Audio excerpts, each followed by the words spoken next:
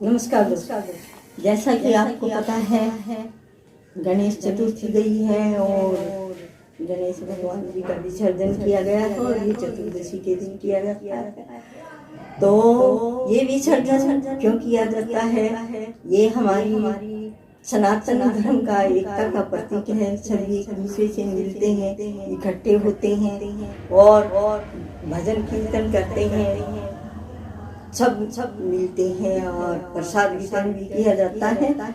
तो और इसके पीछे एक और महत्वपूर्ण जो गणेश जी ने हमें संकेत दिया है, एक हमें शिक्षा दी है कि हमें कभी अपनी इस देश पर गर्व नहीं करना चाहिए और नहीं धन पर और नहीं दौलत पर गर्व करना चाहिए।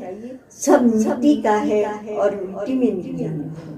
तो उन्होंने यही सिखाया है अपना विसर्जन करवा के पानी के अंदर कि हमें एक दिन पानी के बुलबुले की तरह मिट्टी में खत्म हो जाना है, मिट्टी ही बन जाना है शरीर हमारा।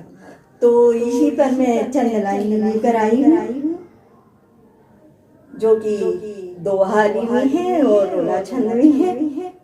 गणपति की पूजा हुई विधि संग सजी मान, गणपति की पूजा हुई विधि संग सजी मान, विघ्न हरण हित भव्यता। आपको पता ही है कि सबके दुख दर्दों को मिटाने वाले हैं, विघ्न हरने वाले हैं।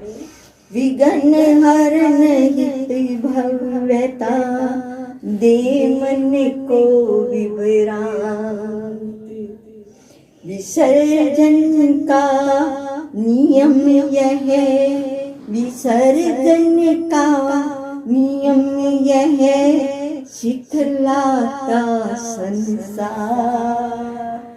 मोह छोड़ कर जो चले, मोह छोड़ कर जो चले, सदा करे पुकार। कि जैसे गणेश भगवान जी सब मोह त्याग कर और जो हमसे चले जाते हैं कि संसार पर उपकार करते जाते हैं, एक शिक्षा देकर जाते हैं कि हमें मिट्टी में ही मिल जाना है। मिट्टी में से मिट्टी में से मिट्टी लौटे रूप महान, जीवन में यह सीख दे, जीवन में यह सीख दे, मूरत कर परमान, मूरत कर परमान। तो यहाँ पर यही शिक्षा दी गई है कि न तो हमें दवेश भाव रखना चाहिए, नहीं लड़ाई झगड़ा करना चाहिए। ये हमारा शरीर एक पानी का बुलबुला है जो कि फूट जाने है। एक दिन हमें जैसे इस संसार में आए चले जाना। कोई भी वस्तु जो आती है वो खत्म नहीं होती है, नश्वर होती है। तो हमारा शरीर उसमें एक ही है जो कि हमारे 5 तत्वों से मिलकर बना है और ये हमारा शरीर उसी में एक विलीन हो जाना है। तो हमें न तो कभी किसी का दिल दुखाना चाहिए और अपनी मर्यादा में रहना चाहिए, बड़ों का सत्कार करना चाहिए। इसी के साथ मैं अपने वाणी को विराम देती हूँ और आप सभी को यही कहूँगी कि सबसे मिलकर रहिए, अलग न रहिए। इसी में हमारी भलाई है और हमारे सनातन धर्म इसी में है।